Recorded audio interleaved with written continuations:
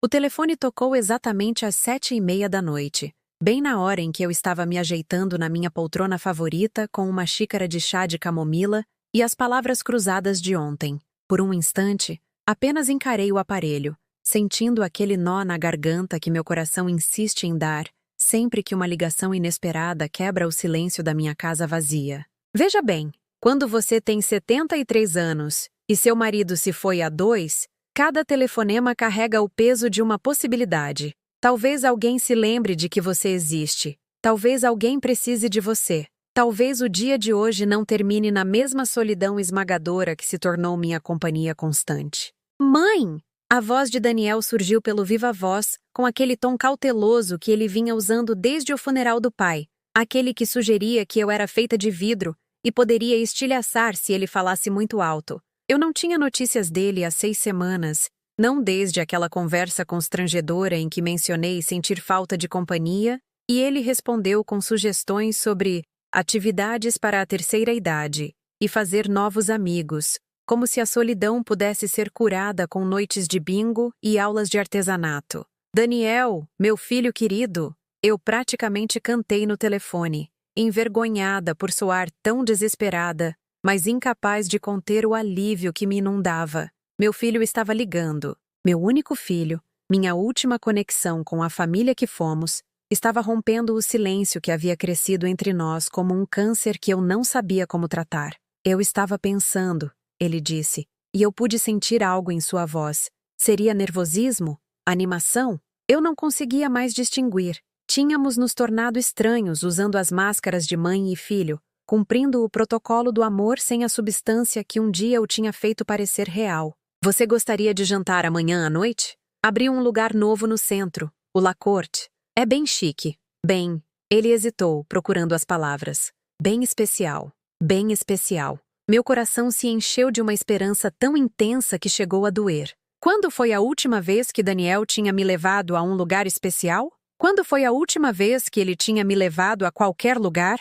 Geralmente, nossas interações se limitavam a breves ligações em que ele cumpria o protocolo de filho. Eu estava me alimentando, tomando meus remédios, precisava de algo do supermercado? Nunca nada mais profundo. Nunca nada que reconhecesse que eu havia sido uma pessoa completa antes de me tornar sua mãe idosa. Nunca nada que sugerisse que ele sentia falta da mulher que lhe lia histórias de ninar, enfaixava seus joelhos ralados e celebrava cada pequena conquista de sua infância como se fosse um milagre. Ah, Daniel, isso parece maravilhoso, eu suspirei, já imaginando o que vestiria, já planejando como arrumaria meu cabelo. Talvez eu até comprasse algo novo, algo que me fizesse parecer menos a velha cansada que eu havia me tornado, e mais a mãe de quem ele costumava ter orgulho de ser visto junto. Que horas devo te encontrar lá? 7 horas em ponto, ele disse rapidamente, apressadamente, como se estivesse lendo um roteiro. Eu faço a reserva. Apenas peça pela mesa em nome de Almeida quando chegar.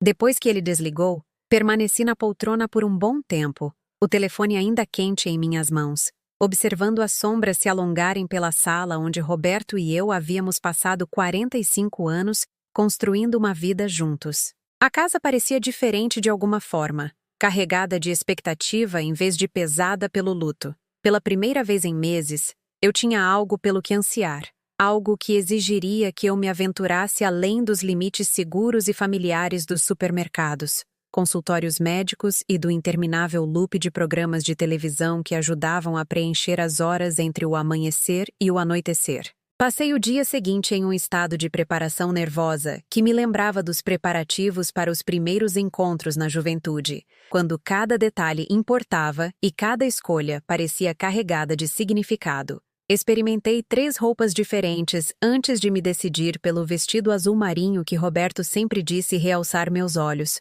combinado com o colar de pérolas que ele me dera no nosso 20º aniversário de casamento. Cheguei a ir à loja de departamento e comprei um batom novo, algo chamado Rosa Confiança, que a jovem vendedora me garantiu ser muito sofisticado para a pele madura. O restaurante era exatamente o tipo de lugar onde eu sempre imaginei que pessoas ricas jantavam. Muita madeira escura e iluminação suave, com garçons que deslizavam entre as mesas como bailarinos e taças de vinho que capturavam a luz como pequenos lustres de cristal. Imediatamente me senti deslocada, meu vestido de loja de departamento parecendo subitamente modesto entre as roupas de grife dos outros clientes, minha bolsa simples parecendo gasta e antiquada, ao lado dos caros acessórios de couro que me cercavam. Mas Daniel estava lá, esperando em uma mesa de canto, e quando ele se levantou para me cumprimentar, senti uma onda de orgulho que temporariamente superou minha insegurança.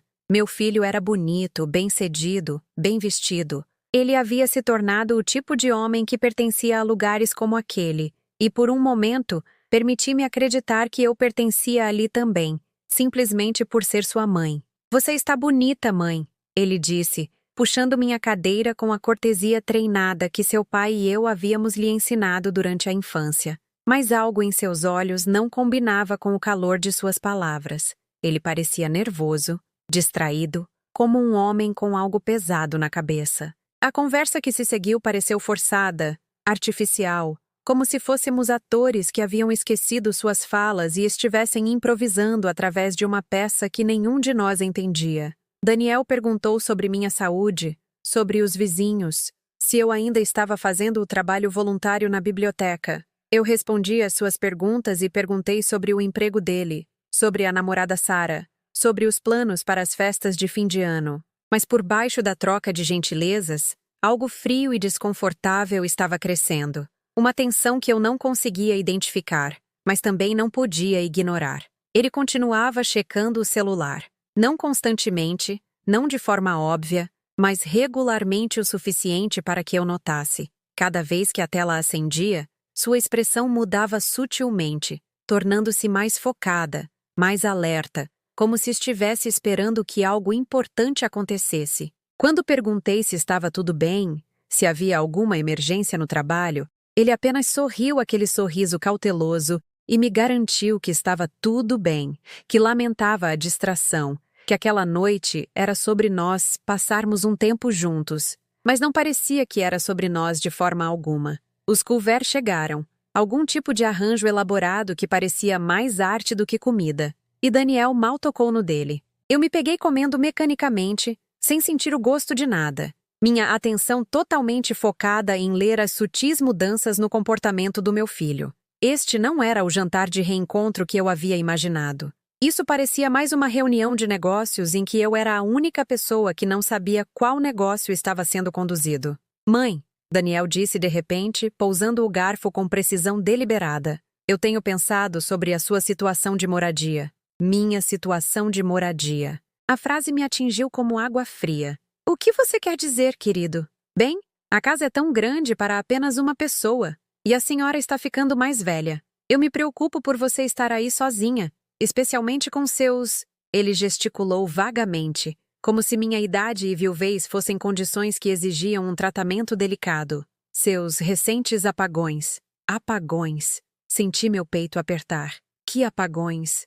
"Daniel, eu não sei do que você está falando." Ele se inclinou para a frente, sua voz assumindo aquele tom paternalista que me fazia sentir como uma criança confusa, em vez da mulher que o havia criado. "A confusão, mãe. Sarah mencionou que, quando ligou no mês passado, você parecia desorientada. Não se lembrou do nome dela imediatamente. E a dona Fátima, nossa vizinha, disse que estava preocupada com você deixar a porta da frente destrancada." Eu o encarei, minha mente voltando àquela ligação com Sarah. Eu estava no jardim quando o telefone tocou, e corri para dentro com as mãos sujas de terra, levemente sem fôlego. Levei um momento para reconhecer a voz dela, porque ela nunca havia me ligado diretamente antes. Toda a nossa comunicação passava por Daniel. E quanto à dona Fátima, aquela mulher procurava desculpas para me criticar desde o dia em que se mudou para a vizinhança, 3 anos atrás. "Isso não são apagões", eu disse, minha voz soando menor do que eu pretendia.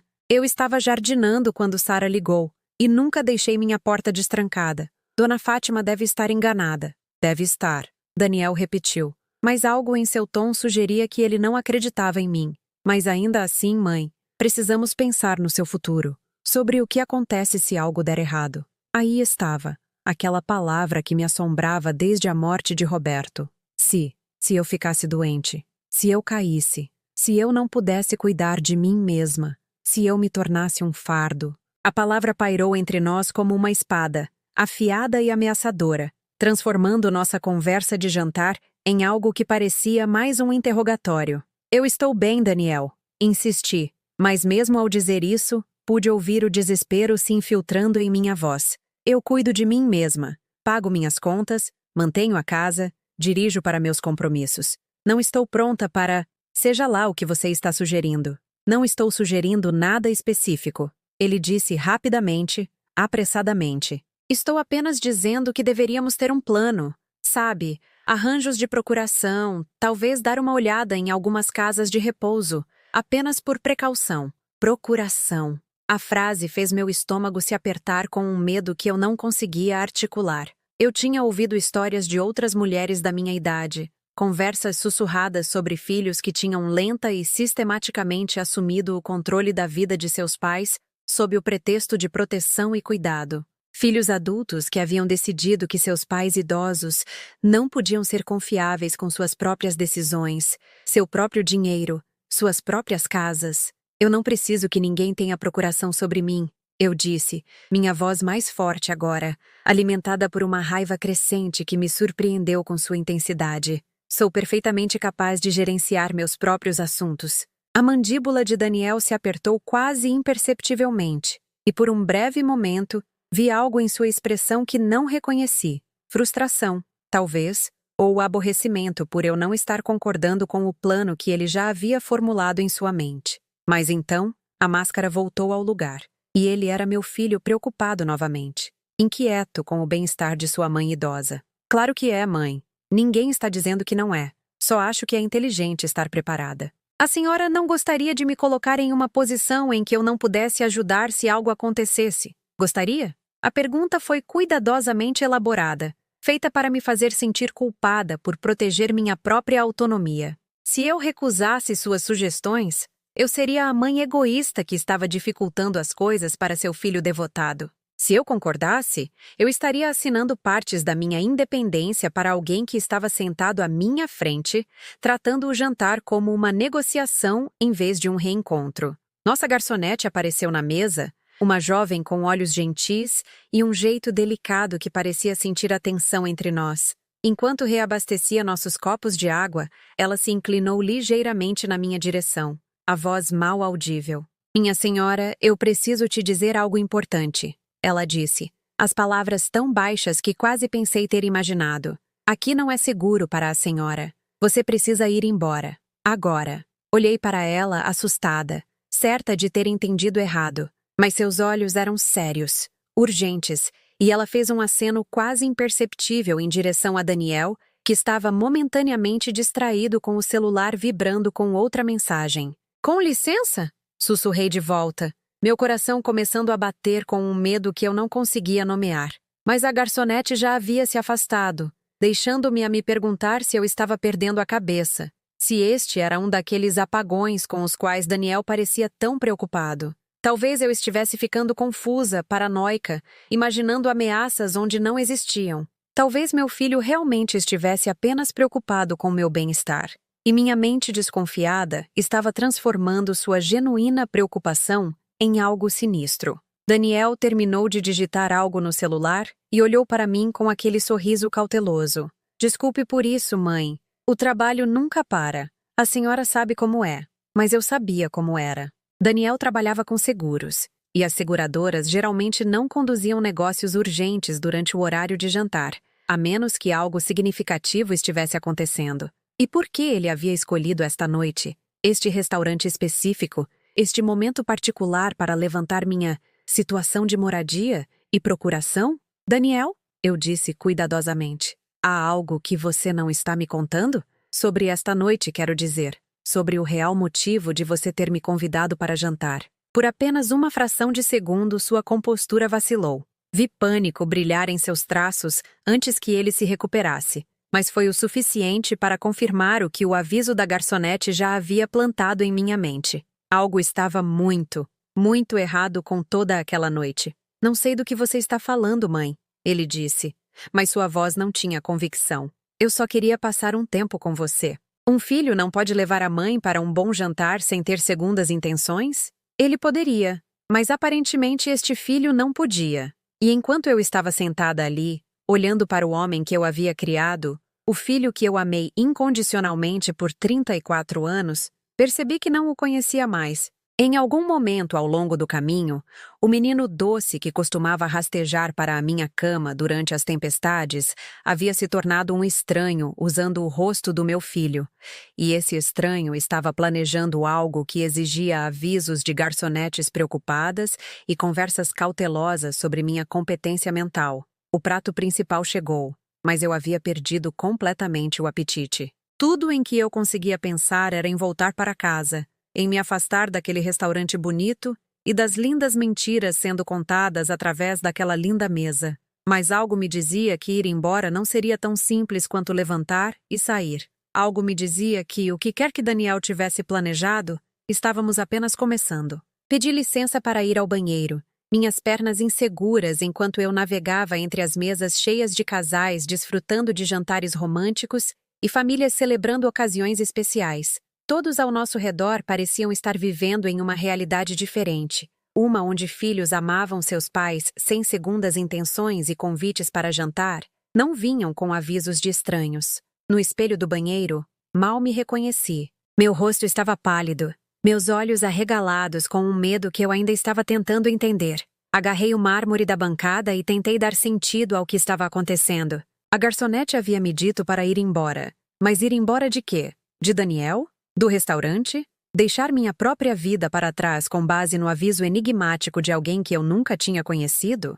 Joguei água fria nos pulsos, um truque que minha mãe havia me ensinado anos atrás para acalmar os nervos, e tentei pensar racionalmente. Talvez Daniel estivesse realmente apenas preocupado com meu bem-estar. Talvez a garçonete tivesse entendido mal algo que ela tinha ouvido. Talvez meu cérebro afetado pelo luto estivesse fabricando conspirações onde não existiam. Porque a alternativa, aceitar que meu filho realmente se importava com meu bem-estar, parecia muito frágil para confiar após tantos meses de distância e negligência. Mas, ao caminhar de volta para a nossa mesa, ouvi a voz de Daniel ecoando pelo ruído ambiente do restaurante. Ele estava ao telefone novamente, falando em tons abafados, mas urgentes, e algo em sua postura, curvado para a frente, a mão em concha em torno do aparelho, sugeria que não era uma conversa casual. Parei atrás de um pilar decorativo, perto o suficiente para ouvir, mas escondida de sua vista, e escutei palavras que me assombrariam pelo resto da vida. Sim, ela está aqui agora, Daniel estava dizendo, sua voz completamente diferente do tom cauteloso e preocupado que ele vinha usando comigo a noite toda. Esta voz era fria, profissional, eficiente. A reunião é amanhã às 10. O Dr. Cardoso confirmou que assinará a avaliação com base no que discutimos. Meu sangue gelou. Dr. Cardoso, esse era meu médico de família, o homem que me tratava de pequenas enfermidades nos últimos 15 anos. Que avaliação? O que eles haviam discutido? Ela está sendo mais resistente do que eu esperava, Daniel continuou, e percebi com crescente horror que ela era eu.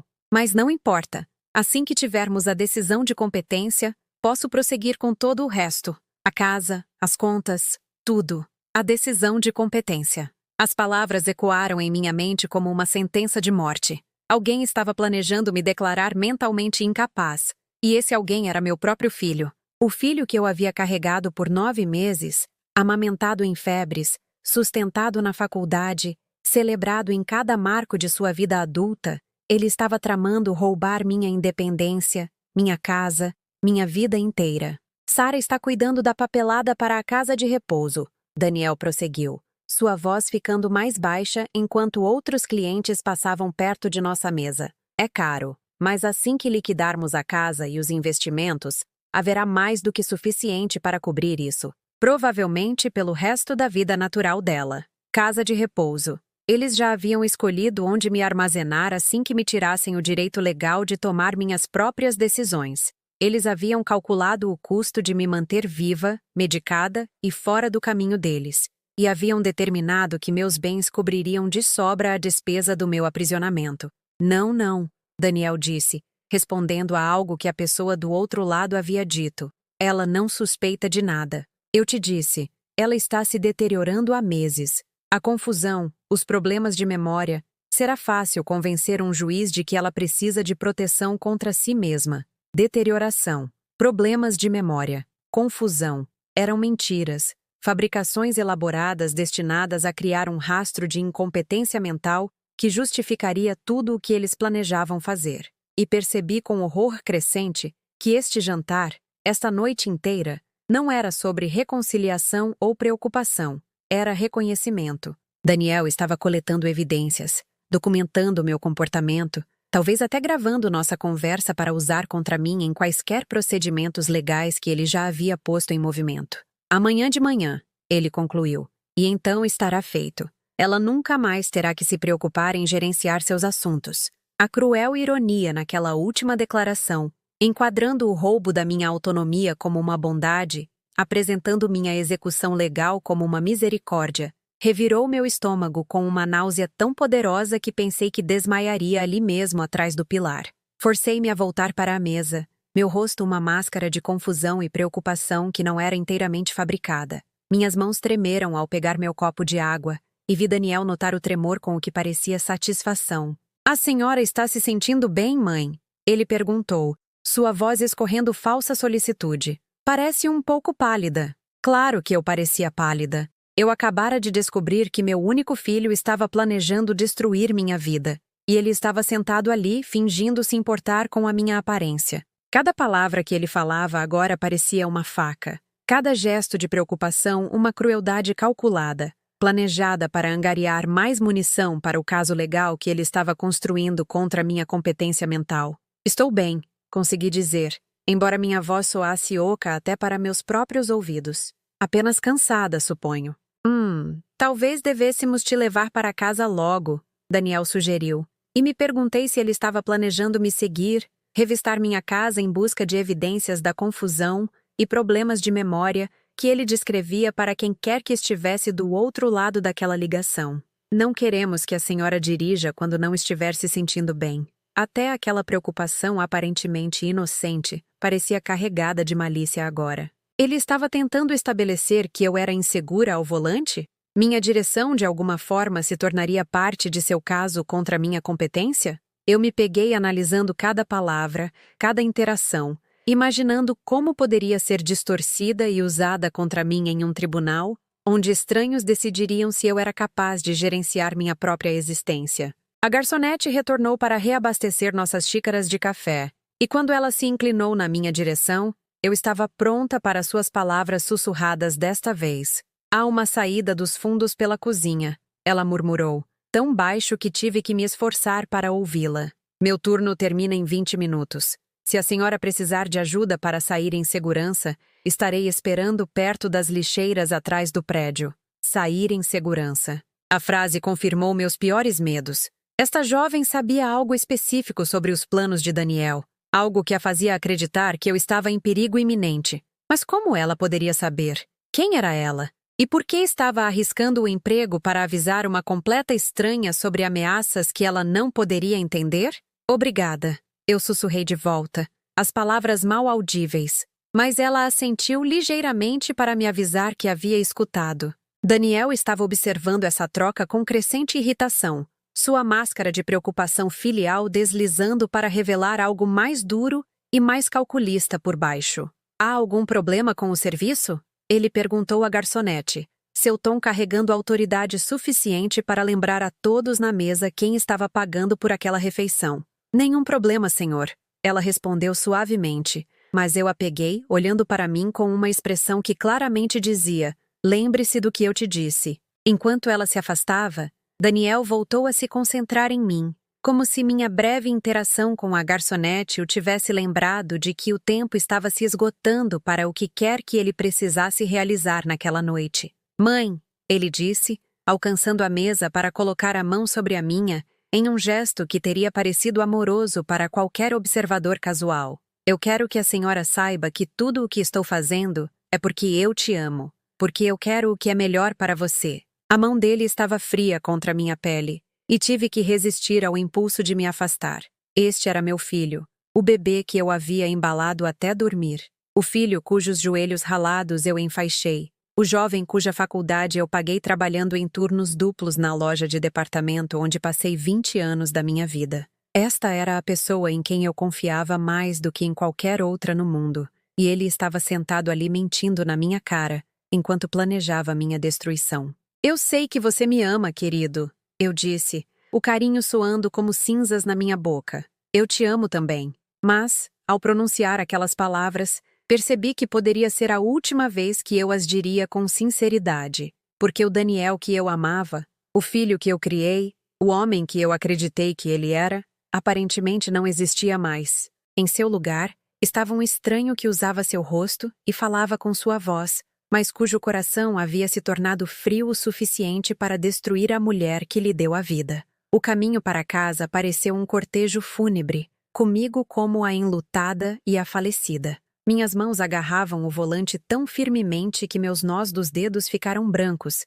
e cada semáforo parecia zombar de mim com sua lógica simples. Vermelho significava pare, verde significava siga, amarelo significava atenção. Se ao menos os relacionamentos humanos viessem com sinais tão claros, se ao menos a traição se anunciasse com avisos piscantes em vez de se esconder atrás de sorrisos preocupados e gestos carinhosos. Daniel havia insistido em me acompanhar até o carro, o braço em torno dos meus ombros no que qualquer pessoa que estivesse olhando interpretaria como devoção filial. Mas eu podia sentir o cálculo em seu toque, a forma como ele notou meu leve tropeço nos degraus do restaurante, o momento de confusão quando eu não consegui me lembrar imediatamente onde havia estacionado. Tudo era evidência agora, tudo era munição para o caso que ele estava construindo contra minha competência. Dirija com cuidado, mãe, ele havia dito, beijando minha bochecha com lábios que pareciam frios apesar do ar quente da noite. Eu ligo amanhã para saber como a senhora está. Amanhã. Quando o compromisso médico selaria meu destino, quando os papéis seriam assinados transferindo minha vida para suas mãos, quando a mulher que eu tinha sido por 73 anos deixaria de existir em qualquer sentido legal que importasse. De volta à minha casa, a casa que aparentemente já estava catalogada mentalmente como um bem liquidável, sentei-me na velha poltrona de Roberto e tentei compreender a magnitude do que eu havia aprendido. O silêncio que antes parecia pacífico, agora parecia sinistro, como se as paredes estivessem escutando, esperando para serem vendidas ao maior lance assim que eu estivesse seguramente guardada em qualquer instalação que Sara tivesse selecionado para meu armazenamento indefinido. Olhei ao redor da sala onde Roberto e eu construímos 4 décadas de vida conjugal, onde Daniel havia dado seus primeiros passos, onde as manhãs de Natal se desenrolavam em um caos de papel de embrulho e as celebrações de aniversário enchiam o espaço com risadas e amor. Os álbuns de fotos empilhados na mesa de centro contavam a história de uma família que parecia real, substancial, permanente. Mas, aparentemente, tudo tinha sido tão frágil quanto papel de seda, dissolvendo-se ao primeiro toque da ganância e conveniência. O telefone tocou, fazendo-me pular tão violentamente que quase derrubei o abajur ao lado da minha cadeira. Por um momento selvagem, pensei que pudesse ser Daniel, ligando para confessar, para pedir desculpas, para revelar que tudo tinha sido um terrível mal-entendido. Mas o identificador de chamadas mostrava um número que eu não reconhecia. Dona Lúcia? A voz era jovem, feminina, familiar. Era a garçonete do restaurante. Aqui é a Emma. Emma Rodrigues. Eu servi a senhora no jantar hoje. Como você conseguiu meu número? Sussurrei, olhando para as janelas como se Daniel pudesse estar observando da rua. Eu tenho algo que preciso te contar, e não pude esperar, ela disse, sua voz urgente, mas gentil. Podemos nos encontrar em algum lugar privado? Em algum lugar que seu filho não pensaria em procurar por você? Seu filho não pensaria em procurar por você. A frase me atingiu como um tapa. A maneira casual com que ela presumiu que Daniel estaria monitorando meus movimentos, rastreando minhas atividades, me tratando como uma suspeita em vez de sua mãe. Mas ela estava certa. Depois de hoje à noite, eu tinha que presumir que tudo o que eu fizesse seria observado e avaliado, e potencialmente usado contra mim. Eu não entendo o que está acontecendo, eu disse, minha voz falhando apesar dos meus esforços para manter o controle. Eu não entendo por que você está me ajudando, ou como você sabe o que sabe, mas aquele homem no restaurante, Esse é meu filho. Esse é meu bebê. E ele está planejando me declarar mentalmente incapaz para que possa pegar tudo o que possuo e me trancar em algum lugar. Eu sei, Emma disse simplesmente. E eu sei porque já vi isso acontecer antes. Dona Lúcia, eu preciso que a senhora me escute com muita atenção. A senhora não está perdendo a cabeça, não está confusa ou incapaz, e não está sozinha. Mas se quisermos parar o que está acontecendo, precisamos agir rápido. Parar o que está acontecendo. As palavras acenderam algo em mim que eu não sentia desde a morte de Roberto. Esperança. Não a esperança desesperada e agarrada que senti quando Daniel ligou para me convidar para jantar, mas algo mais forte e mais prático. A esperança que vem de descobrir que você não é tão impotente quanto acreditava. Há uma lanchonete 24 horas na Rua das Acácias, eu disse, surpresa com minha própria decisão. É a lanchonete Estrela. Está sempre movimentada, com muita gente entrando e saindo. Ninguém notaria duas mulheres tomando café. Estarei lá em 30 minutos, Emma disse. E Dona Lúcia? Traga quaisquer documentos importantes que conseguir encontrar. Extratos bancários, apólices de seguro, seu testamento, qualquer coisa que prove o que a senhora possui e qual é o seu valor. Vamos precisar de evidências. Depois que ela desligou, movi-me pela minha casa com propósito pela primeira vez em meses. Na velha escrivaninha de Roberto, encontrei pastas cheias de documentos financeiros organizados com a precisão metódica que ele aplicava a tudo em sua vida. Extratos bancários mostrando a confortável poupança que havíamos acumulado ao longo de décadas de vida cuidadosa. Apólices de seguro que proporcionariam substanciais benefícios em caso de morte. Carteiras de investimento que haviam crescido firmemente, apesar das incertezas econômicas dos últimos anos. Olhando para esses números, comecei a entender a extensão da ganância de Daniel. Não se tratava apenas de remover um pai idoso inconveniente de sua vida. Tratava-se de herdar uma fortuna substancial sem esperar que a natureza seguisse seu curso. A decisão de competência lhe daria acesso imediato a tudo, e a casa de repouso garantiria que eu vivesse apenas o tempo suficiente para ver tudo desaparecer, enquanto estava impotente para impedir. Encontrei minha certidão de nascimento, meu CPF, a escritura da casa que Roberto e eu havíamos quitado 15 anos atrás com um jantar de celebração, exatamente no restaurante onde meu filho acabara de tentar me destruir. Reuni registros médicos que não mostravam nada mais sério do que as pequenas enfermidades comuns em mulheres da minha idade. Pressão arterial levemente elevada controlada com medicação, artrite leve gerenciada com analgésicos de venda livre, o desgaste normal de um corpo que me serviu bem por 7 décadas. Mas enquanto montava esta prova documental da minha competência e independência, não conseguia afastar a sensação de que já era tarde demais. O compromisso de amanhã de manhã com o doutor Cardoso havia sido agendado, papéis haviam sido preparados, mecanismos legais haviam sido postos em movimento. Como uma mulher idosa e uma jovem garçonete poderiam parar uma conspiração que aparentemente estava em planejamento há meses? O caminho para a lanchonete Estrela me levou por bairros que eu conhecia durante a maior parte da minha vida adulta, passando por casas onde amigos haviam criado seus filhos e envelhecido com seus cônjuges. Perguntei-me quantos desses amigos estavam sentados em suas salas de estar hoje à noite, confiando em seus filhos adultos, acreditando na permanência dos laços familiares, jamais suspeitando que o amor pudesse ser tão facilmente superado pela ganância. Emma já estava lá quando cheguei, sentada em um canto com as costas para a parede, como alguém acostumada a observar ameaças. Ela havia trocado o uniforme do restaurante por jeans e um suéter, e sem a persona formal de serviço, parecia ainda mais jovem do que eu havia pensado originalmente. Talvez 25 anos, com o tipo de intensidade fervorosa que me lembrava de Daniel naquela idade, quando ele ainda me olhava com respeito e afeto, em vez de calcular quanto minha morte valeria. Obrigada por ter vindo, ela disse enquanto eu deslizava para o canto à sua frente. Eu sei que isso deve ser esmagador.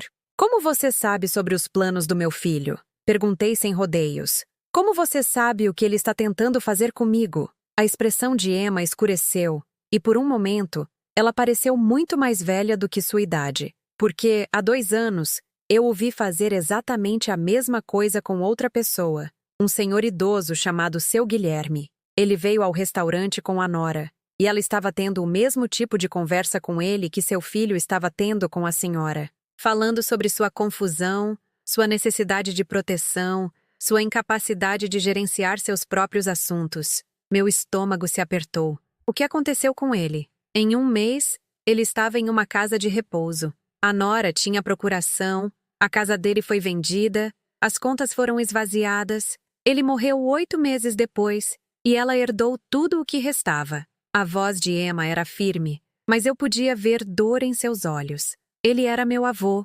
As palavras me atingiram como um golpe físico. Esta jovem havia assistido a própria família destruir seu avô, e agora ela estava assistindo ao mesmo cenário se desenrolar comigo e com meu filho. Não era de se admirar que ela tivesse arriscado o emprego para avisar uma estranha. Ela havia visto em primeira mão o que acontecia quando ninguém intervinha. Seu avô, sussurrei. Oh, Emma, eu sinto muito. Ele não estava confuso. Ela continuou, sua voz ficando mais forte. Ele não estava incapaz. Ele estava solitário e confiante, e acreditava que sua família o amava o suficiente para protegê-lo, em vez de atacá-lo. Assim como a senhora acreditava em relação ao seu filho. Assim como eu acreditava em relação ao meu filho. Tempo passado. Porque sentada ali naquela lanchonete, cercada pelos sons confortáveis de conversas noturnas e xícaras de café tilintando, finalmente aceitei o que vinha lutando desde o momento em que ouvi a ligação de Daniel. Meu filho não me amava. Pelo menos não o suficiente para deixar o amor anular seu desejo pelo meu dinheiro. O homem que eu havia criado havia se tornado alguém capaz de me destruir por ganho financeiro. E todos os meus instintos maternos e apegos emocionais não podiam mudar essa realidade. Mas eu ainda tinha algo, eu disse calmamente, lembrando-me de como essa percepção havia começado a se formar até mesmo no meu momento mais sombrio. Algo que eles esqueceram. Emma se inclinou para a frente. O que você quer dizer? Pela primeira vez desde que este pesadelo começou, senti algo que não era bem esperança, mas definitivamente não era desespero. Eu ainda tinha o conhecimento de uma mãe sobre o filho. Eu ainda tinha 46 anos de compreensão de exatamente quem Daniel realmente era, por baixo de todas as mentiras e manipulações. E esse conhecimento estava prestes a se tornar minha arma. Emma pediu café para nós duas e espalhou uma pasta parda sobre a mesa pegajosa da lanchonete. Dentro havia fotocópias de documentos, recortes de jornal e o que parecia ser papelada legal coberta com marca-textos e notas manuscritas. Depois que meu avô morreu, comecei a pesquisar casos de abuso de idosos, ela disse, sua voz assumindo o tom clínico de alguém que havia transformado a tragédia pessoal em experiência. Aprendi que o que aconteceu com ele não era único. Há toda uma indústria construída em torno da exploração de pessoas idosas. E a maior parte envolve membros da família que sabem exatamente como manipular tanto as vítimas quanto o sistema legal. Ela me mostrou uma notícia sobre uma mulher de 80 e poucos anos cujo filho convenceu um juiz de que ela era incompetente depois que ela doou muito dinheiro para a caridade. Outra história sobre um viúvo cuja filha o fez ser declarado mentalmente incapaz porque ele havia começado a namorar alguém que ela desaprovava. Caso após caso de filhos adultos que haviam transformado a idade e a vulnerabilidade de seus pais em armas contra eles. O padrão é sempre o mesmo, Emma continuou, apontando para seções destacadas nos artigos. Eles estabelecem uma narrativa de declínio da capacidade mental. Eles documentam comportamentos preocupantes, que supostamente provam que a pessoa não pode tomar decisões racionais. Eles conseguem que profissionais médicos assinem avaliações que apoiam suas alegações, e eles agem rápido, antes que a vítima tenha tempo de montar uma defesa. Eu encarei os papéis espalhados à minha frente, vendo minha própria situação refletida em cada manchete, cada breve legal, cada fotografia de família de idosos que haviam confiado na pessoa errada com seu amor.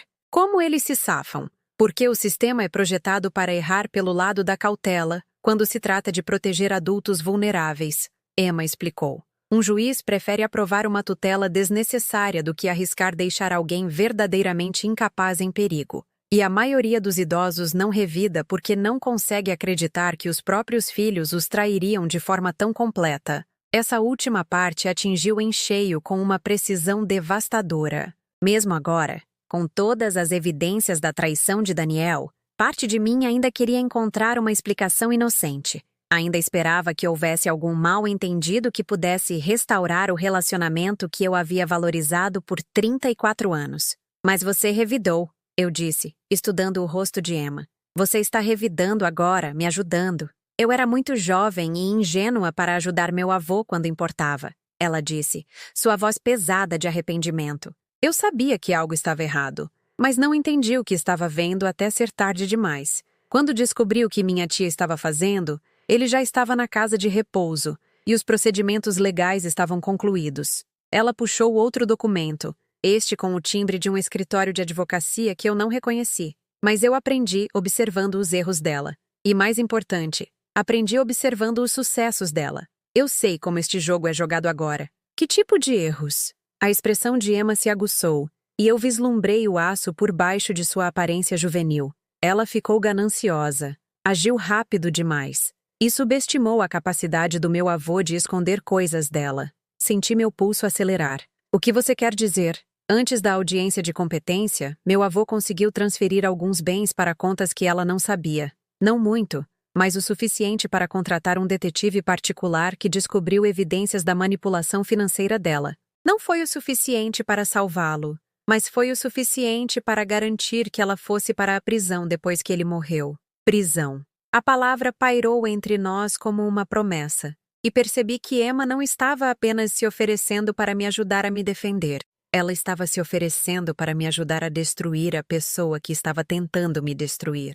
O filho doce e preocupado que me levou para jantar estava prestes a descobrir que sua mãe idosa tinha mais luta dentro de si do que ele havia calculado. O que eu precisaria fazer?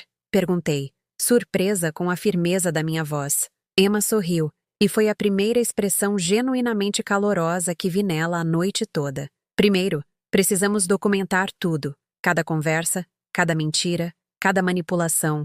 Seu filho pensa que foi esperto, mas na verdade deixou um rastro de evidências que podemos usar contra ele. Ela puxou um pequeno gravador digital, do tipo que jornalistas usavam para entrevistas. Amanhã de manhã, antes de ir para aquele compromisso médico, a senhora vai ligar para Daniel. Vai dizer a ele que tem pensado no que ele disse no jantar e quer discutir a possibilidade de dar-lhe a procuração. Meu estômago revirou. Mas isso é exatamente o que ele quer. É exatamente o que ele pensa que quer, Emma corrigiu. Mas quando as pessoas acreditam que estão prestes a conseguir tudo o que tramaram, elas se tornam descuidadas. Dizem coisas que não deveriam dizer. Revelam informações que deveriam manter escondidas. E nós vamos gravar cada palavra. Ela me mostrou como o dispositivo funcionava, como posicioná-lo para que captasse os dois lados de uma conversa telefônica, como fazer perguntas direcionadas que encorajassem Daniel a se incriminar. Parecia surreal, aprender a me tornar uma detetive investigando meu próprio filho, mas a alternativa era aceitar minha destruição com resignação passiva. Depois da ligação, a senhora vai para aquele compromisso médico, mas não como vítima, Emma continuou. A senhora vai como alguém que está coletando evidências. O Dr. Cardoso já foi comprometido. Seu filho o convenceu a assinar uma avaliação declarando a senhora incapaz. Mas os médicos são obrigados a basear suas conclusões em exames reais, e não em boatos de membros da família. Então, o que eu faço? A senhora atua, Emma disse simplesmente. Demonstra sua competência de forma tão clara e completa que qualquer avaliação honesta teria que concluir que a senhora está mentalmente lúcida. Responde a todas as perguntas perfeitamente. Discute eventos atuais. Recita seu histórico médico em detalhes. Torna impossível para ele alegar que a senhora está confusa ou debilitada. Mas se Daniel já o convenceu a assinar os papéis, então o Dr. Cardoso estará cometendo fraude médica, e teremos evidências disso. Os olhos de Emma brilharam com algo que parecia satisfação. Por que a senhora também vai gravar essa conversa? Madou, olhei para esta jovem que estava sistematicamente elaborando um plano para expor e punir as pessoas que haviam destruído seu avô, e senti algo se agitar em meu peito que eu não experimentava há meses. Não apenas esperança, mas poder. O poder que vem de ter aliados, de ter um plano, de revidar em vez de simplesmente suportar. Há mais uma coisa, eu disse, lembrando-me da conversa que ouvi no restaurante. Daniel mencionou que Sarah estava cuidando da papelada para uma casa de repouso. E ele falou sobre liquidar minha casa e investimentos. Emma assentiu sombriamente. Isso significa que eles já começaram o processo de movimentação dos seus bens, provavelmente transferindo fundos, talvez até listando sua casa com um corretor de imóveis. Se pudermos provar que eles estavam se desfazendo de sua propriedade antes mesmo que a audiência de competência ocorresse, isso é evidência de conspiração e fraude. Como provamos isso? Seguimos o dinheiro, ela disse, puxando outro documento. Eu tenho trabalhado com um detetive particular que é especializado em casos de abuso de idosos. O nome dele é Marcos Torres, e ele é muito bom em encontrar irregularidades financeiras que as famílias pensam ter escondido. Ela me entregou um cartão de visita com as informações de contato de Torres. Ligue para ele logo cedo amanhã, antes de ligar para seu filho. Conte-lhe tudo o que me contou hoje à noite. Ele começará a rastrear suas contas e procurar por qualquer atividade não autorizada. Guardei o cartão na minha bolsa, ao lado do pequeno gravador que Emma havia me dado. Objetos tão comuns, mas pareciam armas agora. Ferramentas que poderiam ser usadas para me proteger e punir as pessoas que pensaram que eu era muito velha e fraca para lutar. Emma, eu disse, olhando diretamente em seus olhos. Por que você está fazendo isso? Quero dizer, eu entendo sobre seu avô, mas você mal me conhece. Está arriscando seu emprego, seu tempo, talvez até sua segurança para ajudar uma estranha. Ela ficou em silêncio por um longo momento, olhando para a xícara de café como se a resposta pudesse estar escrita na tensão superficial. Quando ela finalmente olhou para cima, sua expressão era pensativa e triste. Porque ninguém o ajudou, ela disse simplesmente. Ninguém ajudou meu avô quando ele mais precisou. Os funcionários do restaurante viram o que estava acontecendo. Todos nós sabíamos que algo estava errado naquele jantar, mas dissemos a nós mesmos que não era problema nosso, que realmente não entendíamos a situação, que as famílias sabem o que é melhor. Ela estendeu a mão sobre a mesa e cobriu a minha. Estávamos errados. E por estarmos errados, um bom homem morreu em um lugar que odiava, cercado por estranhos, acreditando que sua família o havia abandonado. Eu não posso trazê-lo de volta, mas posso garantir que isso não aconteça com outra pessoa.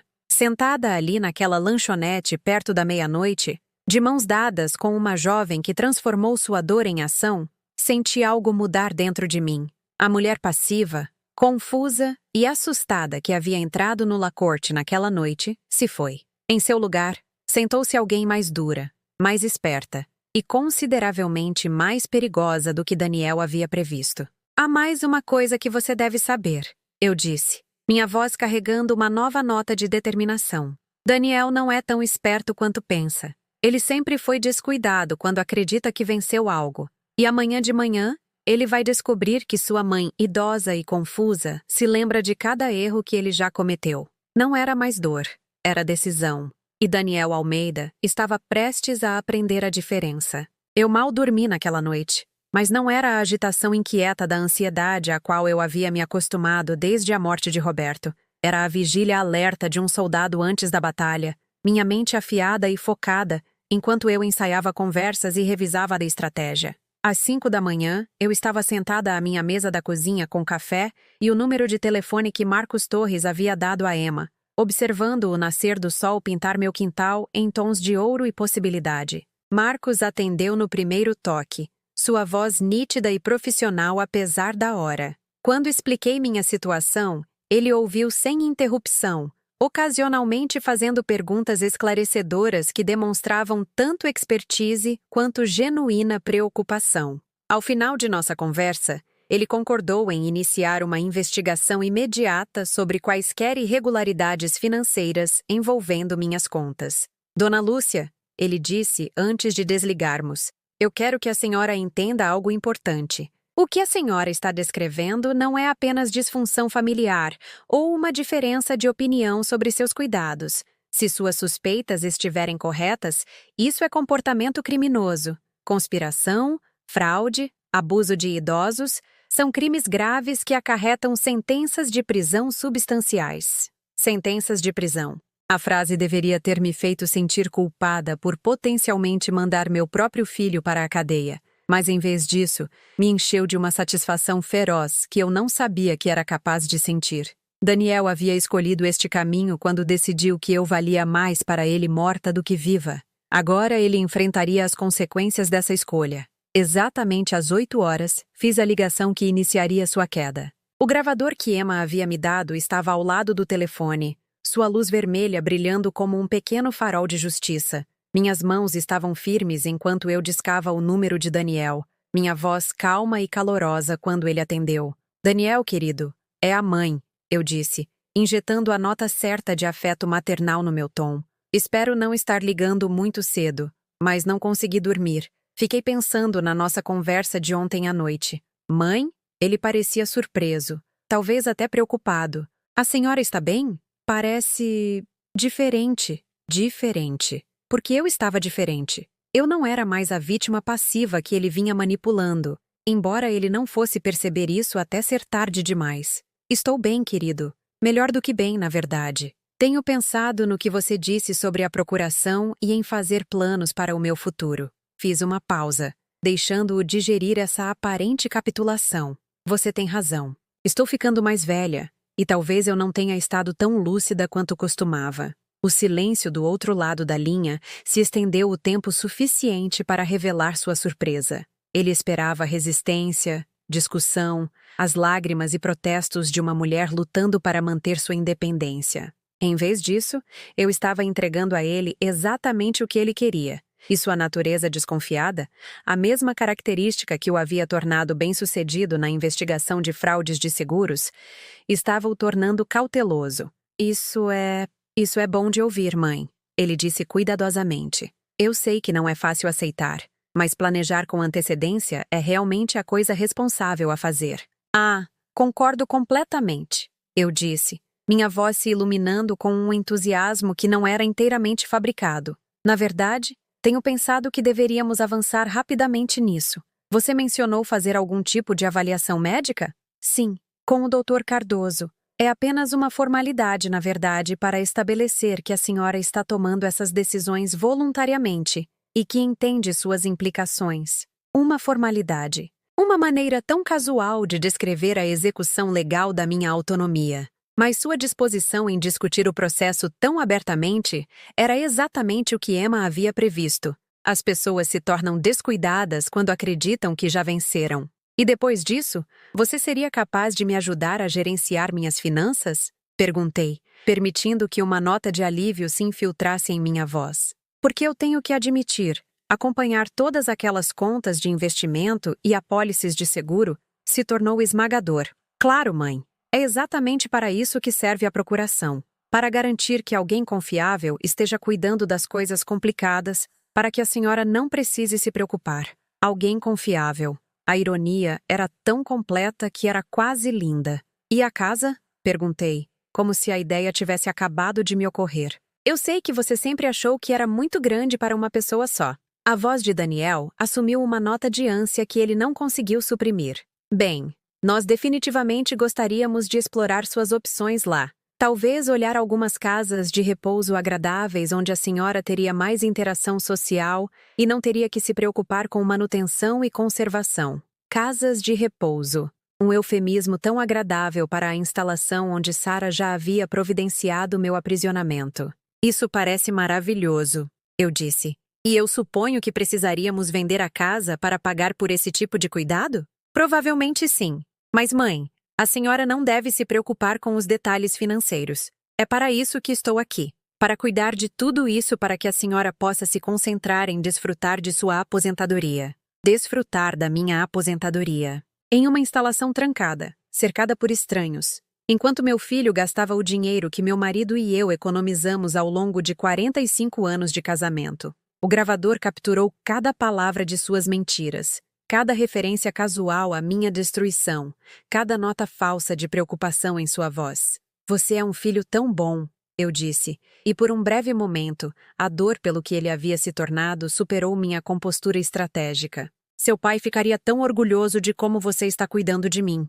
Isso pareceu afetá-lo, porque sua voz suavizou ligeiramente quando ele respondeu. Pai sempre dizia que a família era a coisa mais importante. Estou apenas tentando honrar isso. A família era a coisa mais importante. Roberto havia dito isso muitas vezes, geralmente ao explicar por que estávamos esticando nosso orçamento para ajudar Daniel na faculdade, ou para cobrir o sinal do seu primeiro apartamento, ou para tirá-lo das dificuldades financeiras que assombraram seus 20 e poucos anos. Família significava sacrifício, generosidade, apoio incondicional. Aparentemente, para Daniel, também significava planejamento de herança que não podia esperar por causas naturais. Quando é esse compromisso com o doutor?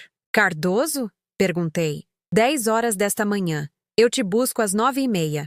Oh, não é necessário. Posso dirigir sozinha. Mãe, eu realmente acho que... Daniel, eu disse, deixando uma nota de gentil teimosia entrar em minha voz. Se eu vou assinar papéis que dizem que sou competente para tomar minhas próprias decisões, eu provavelmente deveria demonstrar que sou competente para dirigir até o compromisso. Ele riu, um som que teria aquecido meu coração em outras circunstâncias. Bom ponto. Tudo bem, eu te encontro lá. Depois que desligamos, sentei-me em minha cozinha por um longo tempo, olhando para o gravador que havia capturado a discussão casual de Daniel sobre minha execução financeira. A luz vermelha havia parado de piscar, mas o dispositivo parecia quente em minhas mãos, como se contivesse fogo real em vez de apenas evidência digital. Marcos Torres ligou de volta às 9h15, com resultados preliminares que excederam meus piores medos. Dona Lúcia, encontrei acesso não autorizado a 3 de suas contas no último mês. Alguém com suas informações pessoais tem feito consultas sobre penalidades de saque antecipado e procedimentos de transferência. Alguém com minhas informações pessoais. Repeti, minha voz inexpressiva. Alguém que conhece seu CPF, sua data de nascimento e o nome de solteira da sua mãe. Alguém que tem acesso aos seus documentos pessoais e provavelmente à sua correspondência. Alguém que havia morado na minha casa por 18 anos, que havia me ajudado a abrir essas contas, que tinha chaves da minha casa e minha confiança completa. Alguém cuja traição estava sendo documentada em registros bancários, logs de telefone e rastros digitais que ele tinha sido arrogante o suficiente para deixar para trás. Tem mais. Marcos Torres continuou. Um corretor de imóveis foi contatado na semana passada para obter uma avaliação de mercado da sua propriedade. A consulta veio de alguém que alegava estar agindo em nome de um parente idoso que estava considerando vender devido a problemas de saúde. Eles nem sequer esperaram pela audiência de competência. Estavam tão confiantes em seu plano que começaram a liquidar meus bens antes de obterem autoridade legal para fazê-lo. Emma havia acertado. A ganância tornava as pessoas descuidadas, e a arrogância de Daniel estava prestes a se tornar a base de sua queda. Cheguei ao consultório do doutor Cardoso 15 minutos antes, o gravador discretamente escondido na minha bolsa, minha mente clara e focada apesar da magnitude do que eu estava prestes a tentar. A sala de espera estava cheia de pacientes idosos, e me perguntei quantos deles tinham filhos adultos contando os dias para a herança. Quantas famílias escondiam esse tipo de crueldade calculista sob máscaras de preocupação e dever? Quando Daniel chegou, beijou minha bochecha e perguntou como eu estava me sentindo. Sua performance de devoção filial tão convincente que a recepcionista sorriu para nós com clara aprovação. Que filho amoroso! Sua expressão parecia dizer, que família dedicada. Se ela soubesse que filhos amorosos não discutem a liquidação de suas mães em ligações telefônicas sussurradas, não pesquisam casas de repouso antes de estabelecer a necessidade médica, não acessam contas bancárias que não têm o direito legal de tocar.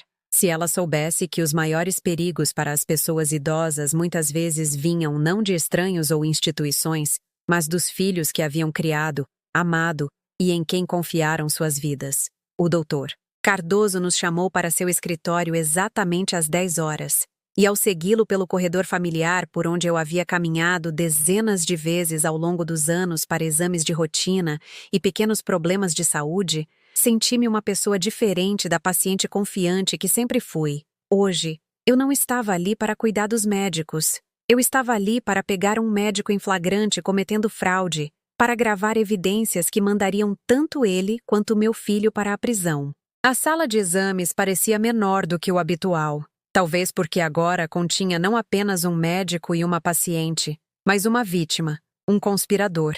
e 2 pessoas cuja liberdade dependia dos próximos 30 minutos correrem exatamente de acordo com o plano deles. O que eles não sabiam é que eu também tinha um plano, e o meu estava prestes a se provar significativamente mais eficaz do que o deles. O doutor Cardoso se ajeitou atrás de sua mesa com o ar desconfortável de um homem prestes a realizar uma tarefa desagradável, mas necessária. Eu fui sua paciente por 15 anos. Confiei a ele minha saúde durante a menopausa, a doença terminal de Roberto e as várias pequenas enfermidades que marcaram minha jornada para a velhice. Agora, ele estava sentado à minha frente, preparando-se para me declarar mentalmente incapaz, com base em mentiras que meu filho havia lhe contado. Lúcia, ele começou, sua voz carregando um calor forçado.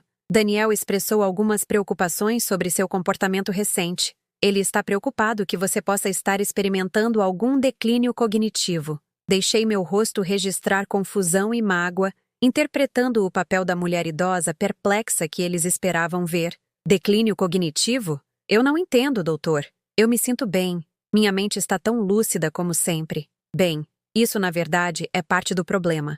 O doutor Cardoso disse, consultando um prontuário que eu tinha certeza que continha evidências fabricadas da minha suposta deterioração. Pessoas que estão no estágio inicial de demência muitas vezes não têm consciência de seus sintomas. Daniel mencionou vários incidentes. Esquecer nomes, deixar portas destrancadas, confusão sobre datas e compromissos. Olhei para Daniel, que estava acenando gravemente, sua expressão uma obra-prima de devoção preocupada. Se eu não tivesse ouvido sua ligação, se eu não soubesse sobre as irregularidades financeiras que Marcos Torres havia descoberto, eu mesma poderia ter acreditado em sua atuação. Doutor, eu disse cuidadosamente, o senhor poderia me dizer exatamente quais incidentes Daniel descreveu? Porque estou com dificuldade para entender a que ele está se referindo. O doutor Cardoso pareceu desconfortável, como se esperasse evitar especificidades. Bem, houve a confusão sobre o nome de Sara quando ela ligou. A porta da frente destrancada que preocupou sua vizinha. Alguma desorientação sobre tempo e lugar. Entendo, eu disse, alcançando minha bolsa para ativar o gravador ali escondido. E quando esses incidentes supostamente ocorreram? Nos últimos meses, de acordo com Daniel. Eu assenti pensativamente. Então olhei diretamente para meu filho. Daniel, você poderia dizer ao doutor Cardoso exatamente quando Sara me ligou? Porque eu gostaria de entender essa confusão que você mencionou. Daniel se mexeu na cadeira, claramente não esperando fornecer detalhes específicos. Foi há cerca de um mês, mãe. A senhora parecia confusa sobre quem ela era. Sara, sua namorada de 8 meses, me ligou diretamente pela primeira vez em nosso relacionamento enquanto eu estava trabalhando no meu jardim. Eu disse, minha voz perfeitamente calma e clara. Eu estava sem fôlego de correr para dentro para atender o telefone. E eu disse, Sara? Porque estava surpresa por ela estar me ligando em vez de você. Essa é a confusão que você está descrevendo. A caneta do Dr. Cardoso parou de se mover sobre seu bloco de anotações. E a porta destrancada? Virei-me para Daniel com a expressão paciente de uma professora corrigindo um aluno lento. Daniel, por que você não conta ao Dr. Cardoso sobre o relacionamento da Dona Fátima com nossa família? Sobre por que ela poderia querer espalhar histórias sobre minha suposta incompetência? O que você quer dizer? Quero dizer o processo, querido. Aquele que a Dona Fátima moveu contra nós 3 anos atrás, alegando que nosso carvalho estava danificando a divisa da propriedade dela. O processo que ganhamos, forçando-a a pagar nossos custos advocatícios. Você se lembra disso? Ou está tendo alguns problemas de memória seus? A cor sumiu do rosto de Daniel enquanto ele percebia que eu estava desmantelando sua narrativa cuidadosamente construída com precisão cirúrgica. O Dr. Cardoso estava olhando de um para o outro com crescente confusão, claramente não preparado para uma paciente que podia fornecer refutações detalhadas e verificáveis a cada alegação contra sua competência. Doutor Cardoso, eu continuei. Eu gostaria de demonstrar minha acuidade mental para o senhor. Hoje é 15 de outubro de 2024. Meu CPF é... Recitei os 11 dígitos perfeitamente. Minhas medicações atuais são lisinopril para pressão arterial, 5 mg diárias, e ibuprofeno ocasional para dor de artrite. Eu não tenho histórico de doença mental, abuso de substâncias ou distúrbios neurológicos. Estendi a mão para a bolsa e tirei uma pasta contendo documentos que havia preparado na noite anterior. Aqui estão meus extratos bancários mais recentes, mostrando que eu gerencio com sucesso múltiplas contas de investimento. Aqui está a correspondência com minha seguradora a respeito de um sinistro que apresentei e resolvi no mês passado. Aqui está uma carta que escrevi para a Câmara Municipal sobre o semáforo proposto na Rua das Acácias. O senhor pode verificar a data e minha caligrafia. O Dr. Cardoso aceitou os documentos com visível relutância, examinando-os com a expressão de um homem observando suas suposições desmoronarem em tempo real. Além disso, eu disse, minha voz assumindo a autoridade de alguém que havia passado meses pesquisando exatamente essa situação, eu acredito que o senhor deva saber que alguém tem acessado minhas contas financeiras sem autorização e que foram feitas consultas sobre a venda da minha casa antes que qualquer determinação de competência fosse feita. O silêncio na sala era ensurdecedor. Daniel havia ficado completamente imóvel, sua máscara de preocupação congelada enquanto ele tentava processar o quão completamente seu plano estava desmoronando. Dr. Cardoso, eu continuei, estou curiosa sobre algo. Quando Daniel contatou o senhor pela primeira vez sobre esta avaliação, porque eu não tenho registro de ter autorizado tal avaliação, e estou me perguntando se os protocolos adequados foram seguidos. O desconforto do médico agora era visível. Ele ligou há cerca de 2 semanas, expressando preocupações sobre seu bem-estar. E o senhor solicitou registros médicos de outros médicos? O senhor conduziu alguma avaliação independente do meu estado mental antes de concordar com esta avaliação? O senhor seguiu os procedimentos padrão para determinações de competência? Ou simplesmente aceitou a palavra de alguém que pode herdar uma quantia substancial de dinheiro se eu for declarada incapaz? O doutor Cardoso largou a caneta completamente. O pretexto de conduzir uma avaliação médica legítima finalmente abandonado. Dona Lúcia, acho que pode ter havido algum mal-entendido sobre o propósito do compromisso de hoje.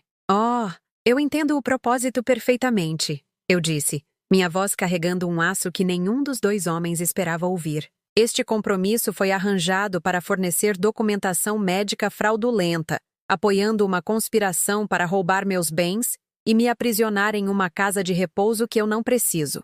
O que estou me perguntando é se o senhor é um participante ativo nesta conspiração ou simplesmente um ingênuo que foi manipulado pelo meu filho. Daniel finalmente encontrou sua voz. Mãe, do que a senhora está falando? Eu estou tentando te ajudar. Me ajudar com o quê, Daniel? Me ajudar a desaparecer em uma casa de repouso enquanto você liquida minha casa e meus investimentos? Me ajudar a ficar legalmente impotente para impedi-lo de roubar tudo o que seu pai e eu passamos 45 anos construindo? Peguei meu celular e toquei a gravação da nossa conversa matinal, sua voz preenchendo a pequena sala de exames enquanto ele discutia casualmente a liquidação dos meus bens e a busca por uma casa de repouso agradável, onde eu não teria que me preocupar em gerenciar minha própria vida. Alguém confiável está cuidando das coisas complicadas. Citei suas próprias palavras. Esse alguém sendo você, é claro. E as coisas complicadas sendo o valor de toda a minha vida. O Dr. Cardoso estava olhando para o celular como se fosse uma cobra venenosa. Dona Lúcia, eu não tinha ideia. Daniel me disse que a senhora estava experimentando confusão e que esta avaliação era para sua própria proteção. Minha proteção, repeti. De quê? Do filho que tem acessado minhas contas bancárias ilegalmente? Da nora que já selecionou uma casa de repouso para mim? Dos membros da família que começaram a vender minha propriedade antes de se darem ao trabalho de obter autoridade legal para fazê-lo? Levantei-me, meus movimentos deliberados e controlados, e olhei para o meu filho que parecia ter encolhido em sua cadeira. Daniel, eu quero que você entenda algo muito claramente. Eu não estou confusa. Eu não estou incapaz. Eu não sou uma velha indefesa que precisa da sua proteção. Eu sou uma mulher de 73 anos, com uma mente lúcida, bens substanciais e excelente representação legal, que acabou de gravar você discutindo os detalhes do seu plano para cometer abuso de idosos. A mãe, por favor, me deixe explicar. Explicar o quê? Explicar como você decidiu que eu valia mais para você liquidada do que viva? Explicar como você convenceu um médico a cometer fraude médica? Explicar como você pensou que poderia destruir a mulher que te criou e sair impune porque eu era muito velha e confiante para revidar? Virei-me para o Dr. Cardoso, que parecia tão pálido quanto meu filho. Doutor, vou lhe dar uma oportunidade de salvar seu registro no CRM e evitar acusações criminais. O senhor vai documentar no meu prontuário que esta avaliação me considerou totalmente competente e mentalmente lúcida. O senhor vai notar que as preocupações levantadas sobre meu estado mental eram infundadas e aparentemente motivadas por considerações financeiras, e não médicas. E o senhor vai denunciar este incidente às autoridades competentes como um caso suspeito de tentativa de abuso de idosos. Dona Lúcia, Alternativamente, continuei, o senhor pode tentar prosseguir com esta avaliação fraudulenta, caso em que a gravação que fiz desta conversa será entregue ao Conselho Regional de Medicina, ao Ministério Público e a todos os meios de comunicação locais que possam estar interessados em uma história sobre profissionais médicos que participam de esquemas para roubar pacientes idosos. A transformação nos dois homens foi notável. Minutos antes, eles eram conspiradores confiantes preparando-se para me despojar de meus direitos e liberdade. Agora eles estavam sentados diante de mim como estudantes pegos colando em um exame, seu plano elaborado reduzido a escombros pelo simples fato de que sua vítima havia se recusado a ser vitimada. A escolha é de vocês, senhores, eu disse, recolhendo meus documentos e devolvendo-os à minha bolsa. Mas escolham rapidamente, porque em exatamente 1 hora, tenho um compromisso com Marcos Torres, um detetive particular especializado em casos de abuso de idosos, e 30 minutos depois disso, estou me encontrando com a doutora Juliana Martins, uma advogada que representa vítimas de crimes financeiros contra idosos. Caminhei em direção à porta, então parei e olhei para Daniel uma última vez. Querido, você talvez queira ligar para Sara e dizer a ela para cancelar quaisquer arranjos que ela tenha feito para os meus cuidados. Porque a única pessoa que vai para uma instalação com portas trancadas será você.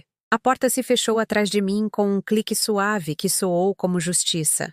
6 meses depois, sentei-me na minha sala de estar em uma tranquila noite de domingo, observando o pôr do sol pintar meu quintal em tons de ouro e âmbar que me lembravam de esperança. A casa parecia diferente agora.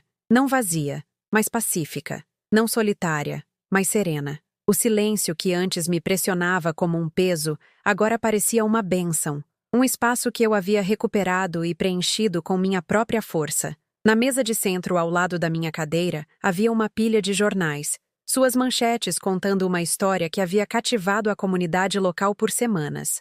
Morador condenado em conspiração de abuso de idosos.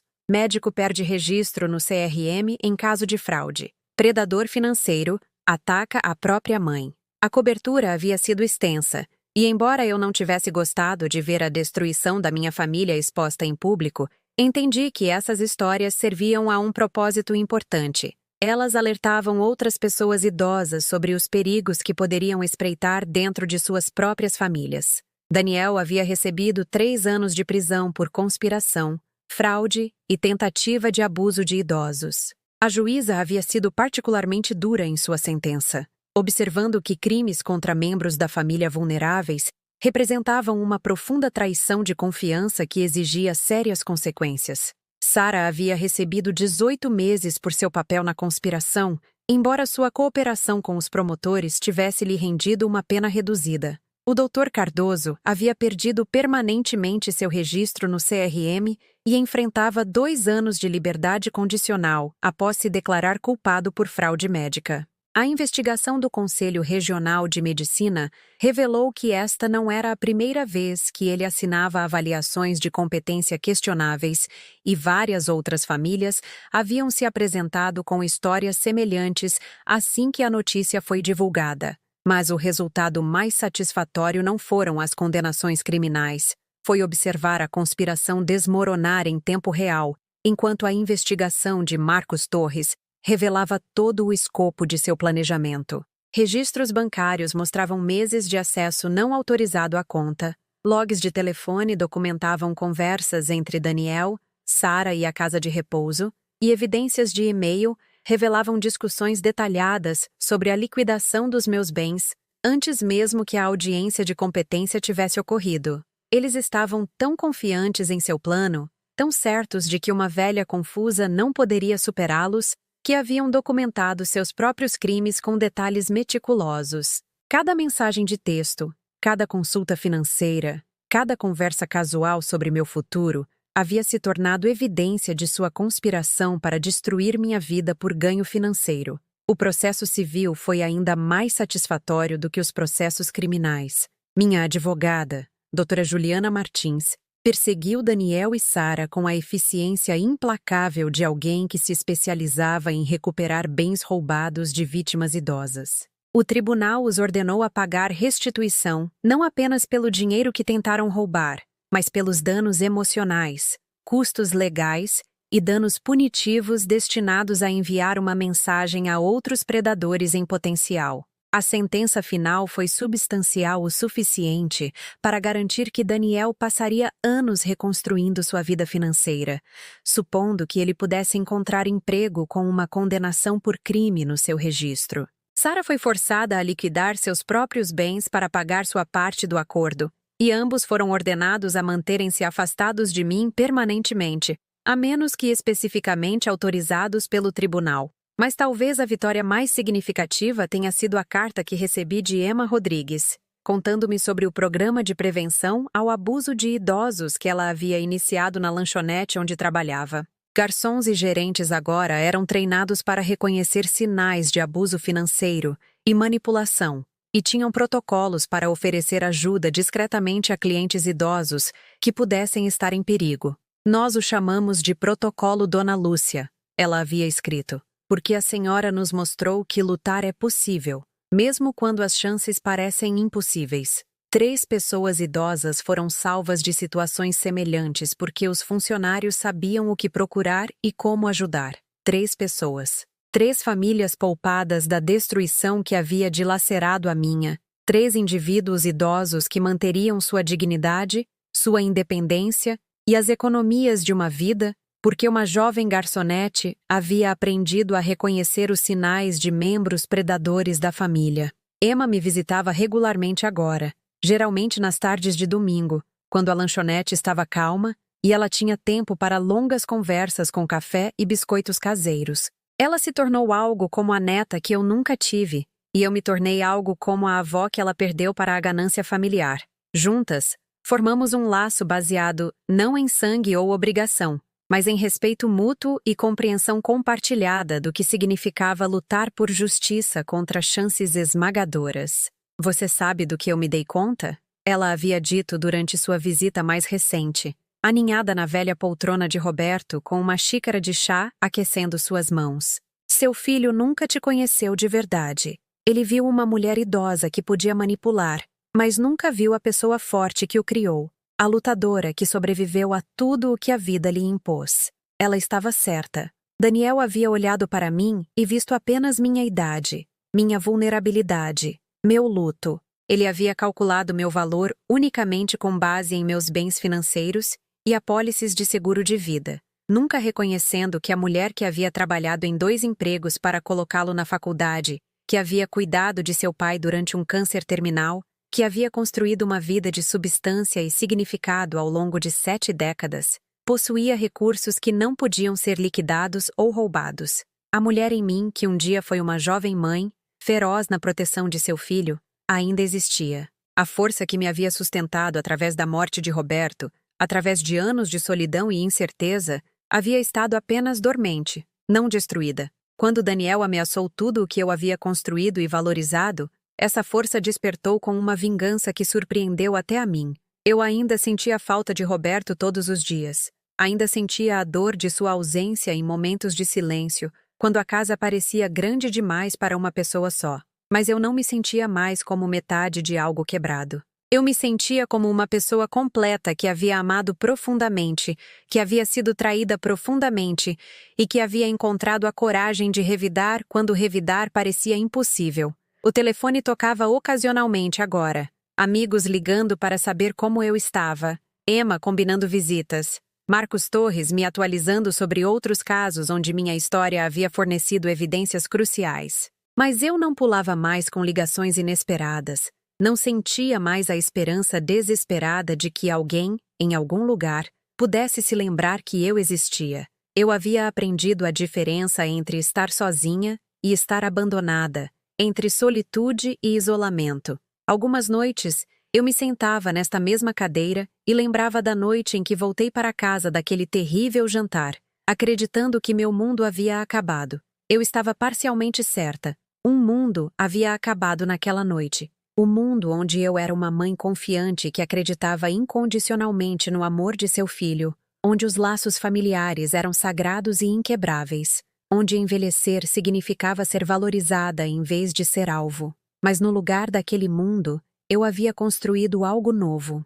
Um mundo onde eu era a autora da minha própria história, onde meu valor não era determinado pela avaliação de outras pessoas sobre minha utilidade, onde a dignidade era algo que eu possuía, em vez de algo que poderia ser concedido ou tirado por outros. Eu havia aprendido que, às vezes, as pessoas que mais nos machucam são aquelas que amamos mais completamente. Eu havia aprendido que a confiança, uma vez quebrada, nunca pode ser totalmente reparada, mas que a sabedoria pode crescer no espaço onde a inocência costumava viver. Eu havia aprendido que envelhecer não significa se tornar impotente, e que estar sozinha não significa estar indefesa.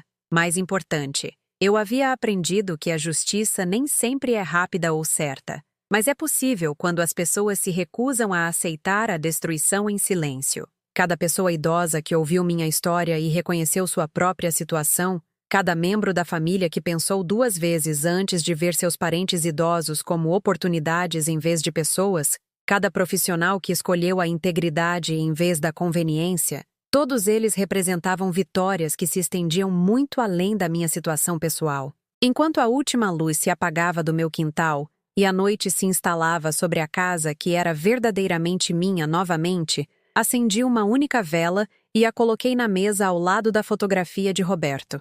A chama dançava na escuridão crescente, pequena, mas firme, um símbolo de tudo que eu havia recuperado e de tudo que eu havia aprendido. Eu tinha 73 anos. Eu estava sozinha, mas não solitária. Fui traída, mas não quebrada. Eu estava mais velha, mas não mais fraca. E pela primeira vez em anos, sentada no silêncio que antes me assustava, senti algo que quase havia esquecido que era possível. Senti paz, paz completa, duramente conquistada, inabalável. E entendi, finalmente, que às vezes o silêncio não é um espaço vazio esperando para ser preenchido. Às vezes é o som da sua própria força, falando mais alto do que qualquer palavra jamais poderia.